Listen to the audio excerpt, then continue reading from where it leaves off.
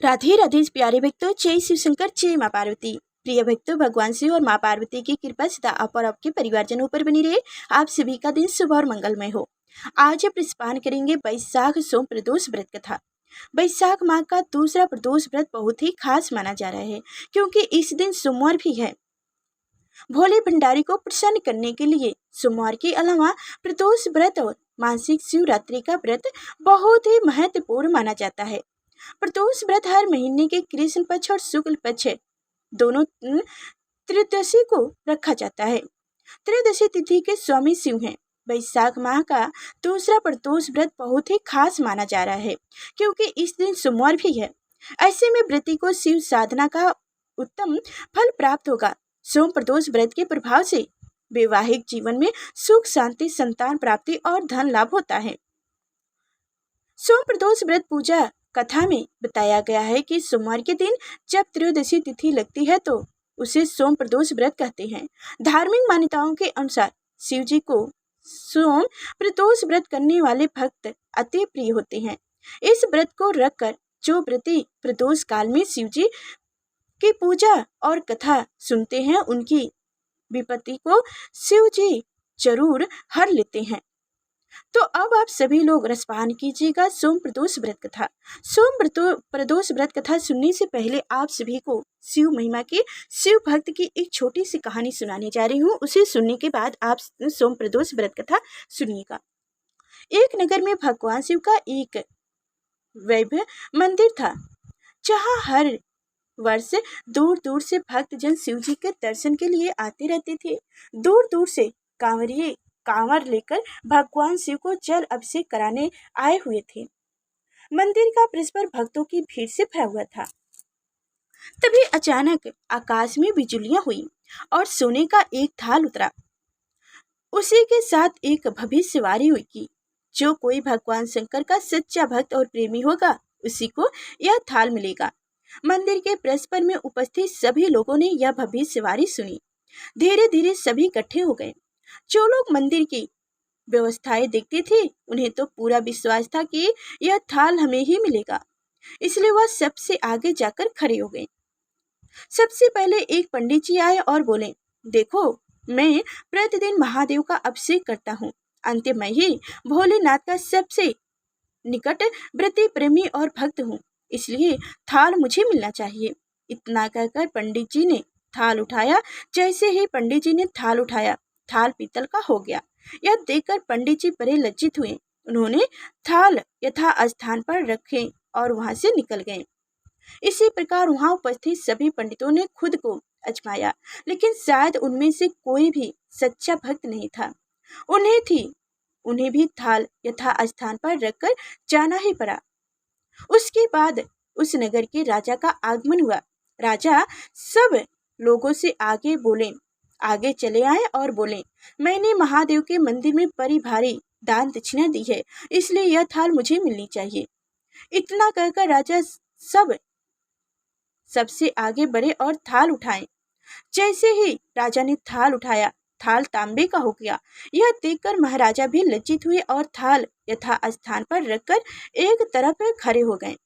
उसके बाद इसी तरह एक से एक बढ़कर एक से एक दानी महात्मा और भक्त पधारे और थाल उठाया, लेकिन किसी के हाथ में कुछ और किसी के हाथ में कुछ हो गया, लेकिन सोने का नहीं रहा। तब लोगों को पता चल गया कि हम में से कोई भी महादेव का सच्चा भक्त नहीं है। उसी समय एक किसान का आगमन हुआ। वह बेचारा महीनों बाद आज सोमवार के दिन शुभ अवसर पर शिव जी के दर्शन करने आया था। गरीबी और गृहस्थी के बोझ तले दबा दिन रात खेतों में मेहनत मजदूरी करके अपना और अपने परिवार का गुजारा करता था। अभी रास्ते में आ ही रहा था कि कोई भिखारी मिल गया और कुछ खाने को मांगने लगा। इस किसान को दया आ गई। अपने खाने के लिए जो खाना लाया था वो उसने उस भिखारी को दे दिया। थाल के बारे में उसने भी सुना था, लेकिन उसने उस ओर कोई ध्यान ही नहीं दिया। सीधा मंदिर में गया और महादेव को पूजन करके बाहर आ गया। परिक्रमा करके जाने को हुआ, तभी पीछे से एक व्यक्ति बोला, अरे भाई, तू भी थाल उठाकर देख लो, हो सकता हो तुम ही वह सच्चे भक्त हो जिनके लिए वह थाल आया है। किसान को लगा कि भक्त उस व्यक्ति ने उनका मजाक बना रहा है। किसान ने हंसते हंसते कहा, भाई मैं तो कभी कोई पूजा पाठ भी नहीं करता, महीने में कहीं एक आध बार मंदिर ही आ पाता हूँ। वह कैसे मैं भगवान शिव के सच्चा भक्त हो सकता हूँ। वह अजनबी बोला, भाई हम तो देख चुके हैं, हमारी भक्ति तो 2 कौड़ी की भी नहीं है।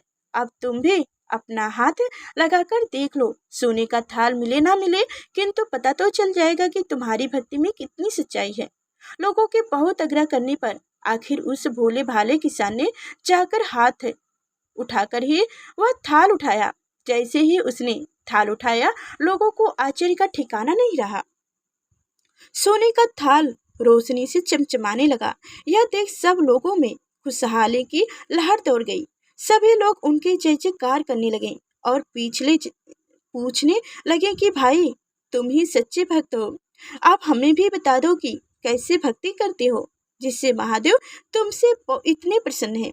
तो किसान बोला, भाई मैं कोई भक्ति नहीं करता, मैं केवल दिन भर खेतों में काम करता हूँ और थोड़ा समय निकालकर जरूरतमंद लोगों की मदद करता हूँ। इनके अलावा मैं कोई विशेष कार्य नहीं करता। लोग पूछने लगे, तुम लोगों की मदद क्यों करते हो? हंसते हुए किसान बोला, सुकून, दूसरों के चेहरे पर मुस्कान देखकर मुझे जो आनंद और खुशी होती है उससे मैं शब्दों में बयां नहीं कर सकता। शायद यही कारण है कि महादेव मुझसे खुश हैं। जय शिव शंकर, जय मां पार्वती। तो इसलिए दोस्तों हमेशा याद रखें, सत्कर्म का आरंभ भी आनंद से होता है और अंत भी आनंददायक होता है। दुष्ट कर्म का आरंभ भी दुख से होता है और अंत भी दुखदायक होता है। आप सैकड़ों मील की यात्रा करके भी दूसरों का दिल दुखाते हैं तो आपकी वह तपस्या, साधना और महादेव का दर्शन धूल के बराबर है। तो इस तरह से शिव भक्त की महिमा और शिव भक्त की कहानी सुने। अब सुनेंगे सोम प्रदोष व्रत कथा। बहुत समय पहले एक विधवा ब्राह्मणी थी जो अपने बेटे के साथ रहती थी और भिक्षा मांगकर अपना जीवन बिताती रहती थी। एक दिन उसकी मुलाकात एक राजकुमार से हुआ जो बहुत थका हुआ था और वह उसे सड़क पर मिला था। वह विदर्भ देश का राजकुमार था और कुछ लुटेरे थे जिन्होंने उनके पिता विदर्भ के राजा को मार डाला और पूरे राज्य पर कब्जा कर लिया। इस बीच राजकुमार वहां से भाग गए और भूख और प्यास के कारण जब तक वह सड़क पर नहीं गिरा तब तक इधर उधर घूमते रहे। वह ब्राह्मणी उसे अपने घर ले गई और उसने अपने बेटे की तरह उससे व्यवहार किया। एक दिन ब्राह्मणी दोनों को ऋषि मुनि आश्रम ले गई और सोम प्रदोष व्रत के बारे में सुना। लौटते समय राजकुमार आसपास घूमने चले गए जबकि ब्राह्मणी अपने बेटे के साथ घर लौट आई। चारों ओर घूमते हुए उनकी मुलाकात एक गंधर्व लड़की से हुई जो एक जगह पर खेल रही थी और उनका नाम अंशुमति था। उस दिन राजकुमार ने देर से घर लौटने से पहले काफी देर तक गंधर्व लड़की से बात की। अगले दिन राजकुमार उसी स्थान पर वापस गए जहां वह अंशुमति से मिले थे। उस दिन वह वहां अपने माता पिता से राजकुमार से मुलाकात के बारे में बात कर रही थी। उसकी माँ और पिताजी ने तुरंत उसे विदर्भ के राजकुमार धर्मगुप्त के बारे में पहचान लिया और राजकुमार ने यह बात स्वीकार कर ली। उन्हें राजकुमार बहुत पसंद आए और उस रात भगवान शिव उनके स्वप्न में आए और उन्होंने स्वप्न में बताया कि उन्हें अपनी बेटी का विवाह चंद्रगुप्त से करा देना चाहिए। अगले दिन उन्होंने धर्मगुप्त से बात की और वह सहमत हो गए। उन्होंने एक शुभ दिन देखकर शादी करा ली और फिर अपने ही राज्य पर आक्रमण कर लुटेरों को सिंहासन से उखाड़ फेंका और एक बार फिर सिंहासन पर विजय प्राप्त की और वह स्वयं विदर्भ का राजा बन गया। अपने राज्याभिषेक के बाद वह उस विधवा ब्राह्मणी और उनके बेटे को महल में ले गया। उन्होंने ब्राह्मणी को पुत्र को अपना प्रधानमंत्री बनाया और दोनों को महल में बड़े आदर और सम्मान के साथ रखा। जब अंशुमति ने उनसे उनकी जीवन कहानी के बारे में पूछा तो धर्मगुप्त ने उसे पूरी कहानी बताई और उन्हें सोम प्रदोष व्रत और उनके महत्व के बारे में भी बताया। इस समय से उस समय से ही सोम प्रदोष व्रत को विश्व में प्रसिद्ध मिली। जय शिव शंकर, जय मां पार्वती। तो इस तरह से सोम प्रदोष व्रत कथा संपूर्ण हुआ। अब सुनेंगे सोमवार व्रत कथा। कहा जाता है कि सोम प्रदोष व्रत सोमवार के दिन होता है, इसलिए आप सभी लोग भगवान शिव की महिमा सोम प्रदोष व्रत कथा सुनिए। किसी नगर में एक धनी व्यापारी रहता था। दूर दूर तक उसका व्यापार फैला हुआ था। नगर के सभी लोग उस व्यापारी का सम्मान करते थे। इतना सब कुछ संपन्न होने के बाद भी वह व्यापारी बहुत दुखी था, क्योंकि उनका कोई पुत्र ही नहीं था, जिस कारण अपनी मृत्यु के पश्चात व्यापारी के उत्तराधिकारी उत्तर अधिकारी की चिंता उसे हमेशा सताती रहती थी। पुत्र प्राप्ति की इच्छा से व्यापारी प्रत्येक सोमवार भगवान शिव की व्रत पूजन किया करता था और शाम के समय शिव मंदिर में जाकर शिव जी के सामने घी का दीपक जलाता करता था। उसकी भक्ति देखकर माँ पार्वती प्रसन्न हो गई और भगवान शिव से उस व्यापारी की मनोकामनाएं पूर्ण करने का निवेदन किया। भगवान शिव बोले, इस संसार में सबके उनके कर्म के अनुसार फल मिलता है। जो प्राणी जैसा कर्म करता है उन्हें वैसे ही फल प्राप्त होता है। शिव जी द्वारा समझाने के बावजूद भी माँ पार्वती नहीं मानी और उस व्यापारी की मनोकामनाएं पूर्ति हेतु वो शिव जी से बार बार अनुरोध करती रही। अंत माता के आग्रह को देखकर भगवान भोलेनाथ को उस व्यापारी को पुत्र प्राप्ति का वरदान देना ही पड़ा। वरदान देने के पश्चात भोलेनाथ ने माँ पार्वती से बोली, आपके आग्रह पर मैंने पुत्र प्राप्ति का वरदान तो दे दिया, परंतु उसका यह पुत्र 16 वर्ष से अधिक समय तक जीवित नहीं रहेगा। उसी रात भगवान शिव उस व्यापारी के स्वप्न में आए और उसे पुत्र प्राप्ति का वरदान दिया और उनके पुत्र के 16 वर्ष तक जीवित रहने की भी बात बताई। भगवान के वरदान से व्यापारी को खुशी तो हुई, लेकिन पुत्र की अल्पायु की चिंता ने उसी खुशी को नष्ट कर दिया।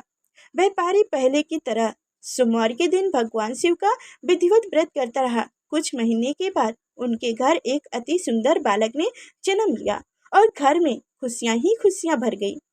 बहुत धूमधाम से पुत्र जन्म का समारोह मनाया गया, परंतु व्यापारी को पुत्र जन्म की अधिक खुशी नहीं हुई, क्योंकि उसे पुत्र की अल्पायु के रहस्य का पता था। जब पुत्र 12 वर्ष का हुआ तो व्यापारी ने उसे उनके मामा के साथ पढ़ने के लिए बनारसी भेज दिया गया। लड़का अपने मामा के साथ शिक्षा प्राप्त हेतु चल दिया। रास्ते में जहाँ भी मामा भांजे विश्राम हेतु रुकते, वहीं यज्ञ कराते और ब्राह्मणों को भोजन कराते। लंबी यात्रा के बाद मामा भांजे एक नगर में पहुंचे। उस दिन नगर के राजा की कन्या का विवाह था, जिस कारण पूरे नगर में सजाया गया हुआ था। निश्चित समय पर बारात आ गई, लेकिन वर का पिता अपने बेटे के एक आंख से काना होने का कारण बहुत चिंतित था। उसे भय था कि इस बात का पता चलने पर कहीं राजा विवाह से इनकार न कर दे, इससे उसकी बदनामी भी होगी। जब वर के पिता ने व्यापारी के पुत्र को देखा तो उनके मस्तिष्क में एक विचार आया। उसने सोचा, क्यों न इस लड़के को दूल्हा बनाकर राजकुमारी से विवाह करा दूं। विवाह के बाद इनको धन देकर विदा कर दूंगा और राजकुमारी को अपने नगर ले जाऊंगा। वर के पिता ने लड़की के मामा से इस संबंध में बात की। मामा ने धन मिलने के लालच में वर के पिता की बात स्वीकार कर ली। लड़की को दूल्हे का वस्त्र पहनाकर राजकुमारी से विवाह करा दिया गया। राजा ने बहुत सारा धन देकर राजकुमारी को विदा किया। शादी के बाद लड़का जब राजकुमारी से साथ लौट रहा था तो वह सच नहीं छिपा सका और उसने राजकुमारी के ओढ़नी पर लिख दिया, राजकुमारी, तुम्हारा विवाह मेरे साथ हुआ है। मैं तो बनारसी पढ़ने के लिए जा रहा हूँ और अब तुम्हें जिस नई युवक की पत्नी बना दिया जाएगा वह एक आंख से काना है। जब राजकुमारी ने अपनी ओढ़नी पर लिखी हुई पढ़ी तो उसने काने लड़के के साथ जाने से इनकार कर दिया। राजा को जब ये बात पता लगी तो उसने राजकुमारी को महल में ही रख लिया। उधर लड़का अपने मामा के साथ बनारसी पहुँच गया और कुलगुरु में गोरखुल में पढ़ना शुरू कर दिया। जब उसकी आयु 16 वर्ष की हुई तो उसने यज्ञ किया। यज्ञ के समापित पर ब्राह्मणों को भोजन कराया और खूब अन्य वस्त्र दान किया। रात्र को वह अपने शयन कक्ष में सो गया। शिव के वरदान के अनुसार शयन अवस्था में ही उनके प्राण निकल गए। सूर्योदय पर मामा मृत भांजे को देखकर रोना पीटने लगा। आसपास के लोग भी एकत्रित होकर दुख प्रकट करने लगे। लड़के के मामा के रोने के विलाप करने के स्वर समीप से गुजरती हुई भगवान शिव और माँ पार्वती ने भी सुने। माता पार्वती ने भगवान से कहा, हे प्राणनाथ, मुझे इनके रोने का स्वर सहन नहीं हो रहे हैं।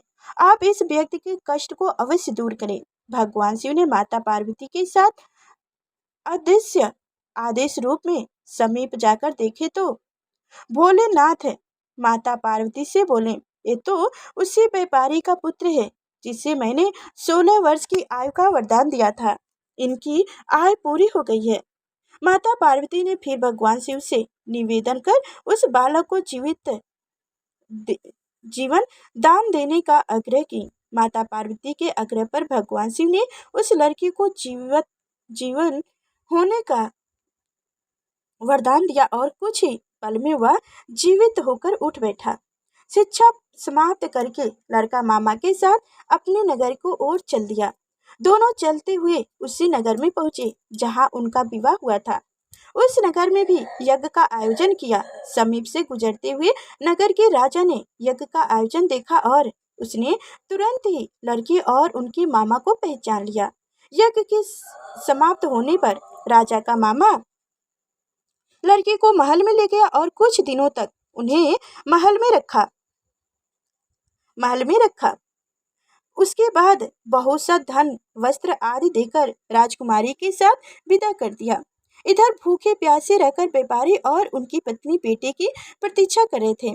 उन्होंने प्रतीक्षा कर रखी थी कि यदि उन्हें अपने बेटे की मृत्यु का समाचार मिला तो दोनों अपने प्राण त्याग देंगे। परंतु जैसे ही उसने बेटे के जीवित वापस लौटने का समाचार सुना तो वह बहुत प्रसन्न हुए।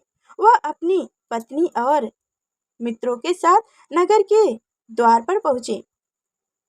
अपने बेटे के विवाह का समाचार सुनकर पुत्रवधू राजकुमारी को देखकर उसकी खुशी का ठिकाना न रहा। उसी रात भगवान शिव ने व्यापारी के स्वप्न में आकर कहा, हे सर्वश्रेष्ठ, मैंने तेरे सुमर व्रत करने और व्रत कथा सुनने से प्रसन्न होकर तेरे पुत्र को लंबी आयु प्रदान की है। पुत्र की लंबी आयु जानकर व्यापारी बहुत प्रसन्न हुआ। शिव भक्त होने तथा सुमर व्रत करने से व्यापारी की सभी मनोकामनाएं पूरी हुई। इस प्रकार जो भी भक्त सुमर का विधिवत व्रत करते हैं और व्रत कथा सुनते हैं, उनकी सभी इच्छाएं पूरी होती है। भगवान भोलेनाथ की जय हो, माँ पार्वती की जय हो। तो प्यारे भक्तों, आप सभी को हमारी कथाएं कैसी लगी कमेंट बॉक्स में जरूर बताइएगा और लाइक कर चैनल को सब्सक्राइब कीजिएगा।